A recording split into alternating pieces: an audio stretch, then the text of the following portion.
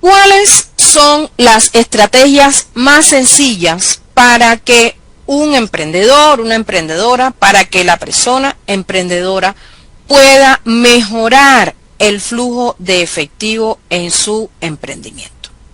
Por aquí tenemos entonces, súper importante, acelerar el cobro de las cuentas por cobrar, ¿ok? Pero mientras, mi consejo siempre es, mientras menos productos o menos servicios ustedes den a crédito, porque estamos empezando, y mientras más dinero en efectivo podamos disponer, mientras más podamos vender de contado, pues mejor. Pero en caso de que, por ponerles un ejemplo así como muy sencillo, chicas, algunas de ustedes que ustedes se dediquen a vender, vuelvo con los tamales de esta fecha, ¿verdad? Y que haya una pulpería cerca o un restaurante, tengan un cliente que les pida los tamales en cantidad para esta fecha porque sí los venden. Y en ese sentido, esta persona les diga, te pago en la quincena, no es rentable hacerlo. Sin embargo, si le vendemos a esa persona en cantidades y me dice, te pago semanal, bueno, ahí podemos hacer números, hacer cálculos, y en vez de cobrar esos 200, 300 tamales, 400 tamales dentro de 15 días, pues si puedo cobrarlos en 6 días, mejor, porque ese dinero entonces de una lo puedo agarrar para invertir, ¿ok?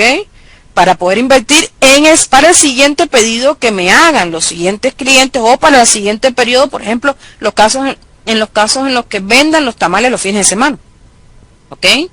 Pero sí es importante el proceso de acelerar cualquier gestión de cobro en cuanto a personas que tengan deudas con nosotros, ¿tá? Acelerar el cobro de las cuentas por cobrar. Otra estrategia, otro elemento importante para llevar a cabo una estrategia sencilla y mejorar el flujo de efectivo es optimizar los pagos a proveedores. Negociar plazos un poquito más largos, ¿verdad? Se habla con los proveedores, siempre debemos tener la mayor confianza posible del proveedor. ¿Y cómo nos ganamos la confianza del proveedor? Cumpliéndole con los pagos y no quedando mal con él. Entonces, después que nos ganamos la confianza del proveedor, negociar, extender un poquito más. Y si esto implica comprarle un poquito más de producto, pues se puede valorar si realmente yo veo que esta opción me ayuda para poder invertir pagando después y poder aumentar el nivel de producción y aumentar mis niveles de venta, ¿ok? Entonces, optimizar los pagos a los proveedores, implementar políticas crediticias, es decir, llevar a cabo políticas de crédito que me permitan a mí tener mayor ventaja para poder recuperar el dinero que estoy invirtiendo y pagarle posteriormente al proveedor. Controlar y reducir gastos. Y me voy a detener aquí un poquito más. Controlar y reducir gastos. Debemos tener un especial control sobre los gastos, ¿ok? Y para eso es recomendable ajustarse al presupuesto que nosotros estemos llevando a cabo, ¿ok? Elaborar un presupuesto y ajustarse a él. Revisar y ajustar el presupuesto, ¿qué implica? Que periódicamente tenemos que identificar cuáles son los gastos que estoy teniendo de manera necesaria, ¿verdad? Que sí son gastos imprescindibles para el negocio, y cuáles son los gastos en los que estoy incurriendo de manera innecesaria. Si en muchos de los casos ustedes, el efectivo que están manejando constantemente en el negocio, en el emprendimiento, es el que les ayuda a solventar su vida diaria, a asumir sus gastos diarios, y si yo estoy sacando adelante el emprendimiento, tengo que revisar los gastos personales que estoy supliendo o que estoy asumiendo con la liquidez, con el efectivo del emprendimiento, ¿verdad? Porque si no, no vamos a lograr crecer, ¿okay? De hecho, reitero, yo recomiendo llevarlo por separado, mis gastos personales, los gastos del emprendimiento, y manejar de una manera mucho más óptima este proceso de efectivo del emprendimiento, ¿ok? Es lo ideal, pero en los casos en los que ustedes sencillamente tengan que pagar sus cuentas personales del emprendimiento, sí debemos ser estrictos. Mientras el emprendimiento crece, debemos ser estrictos con los niveles de gastos que estamos teniendo, ¿ok? Implementar medidas de ahorro.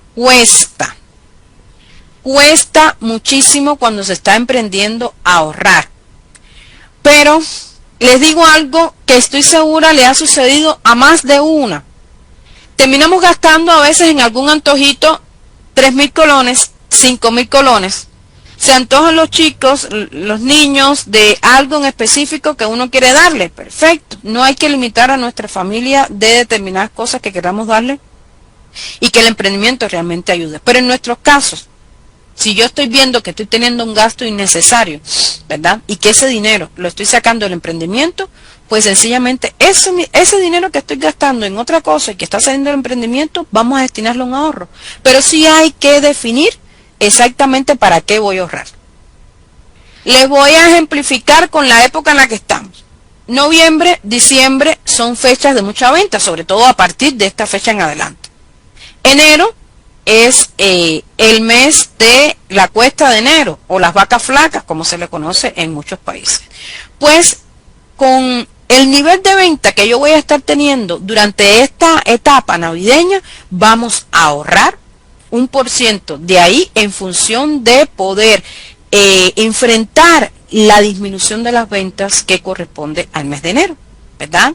Desde ahora debemos prepararnos para eso y podemos elaborar un plan de ahorro en función de los ingresos que me va a estar generando el negocio en esta etapa, que es de ventas altas, ¿ok?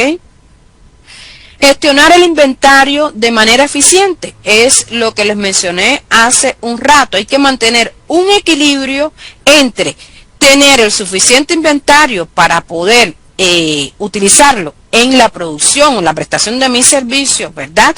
Y evitar el exceso de inventario. ¿Por qué? Porque yo no puedo sacar la cuenta de que estoy en noviembre y como es noviembre negro, yo voy a aprovechar determinadas opciones de determinados precios que van a estar ofreciendo determinados comercios muy cómodos.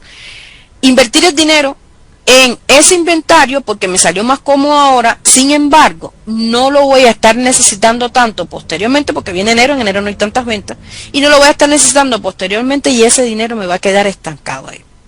Por eso, la gestión de inventario debe ser eficiente. ¿Qué significa eficiente? Que yo tengo que invertir en el inventario que yo necesito para poder cubrir mi nivel de producción o la prestación de mi servicio. ¿Listo? Planificar y pronosticar el flujo de efectivo.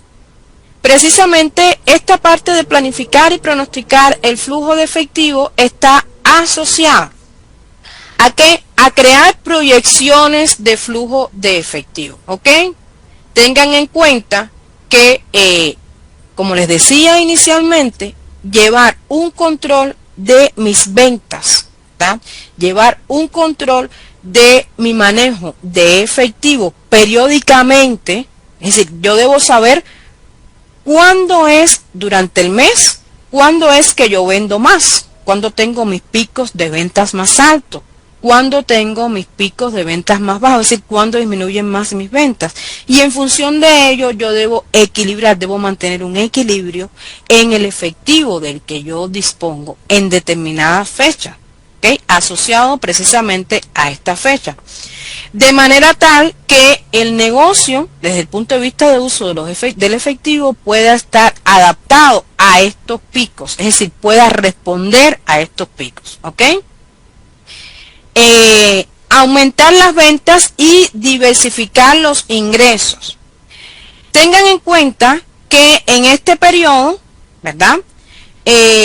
Podemos ser creativos y además de lo que nos dedicamos habitualmente, quizás haya alguna opción, incluso los propios clientes le van diciendo a uno, lo van guiando, si uno le presta atención a lo que los clientes nos van planteando, nos van manifestando, ellos mismos nos van guiando con respecto a productos alternativos, a ventas alternativas que podemos valorar como otras fuentes de ingresos, ¿verdad?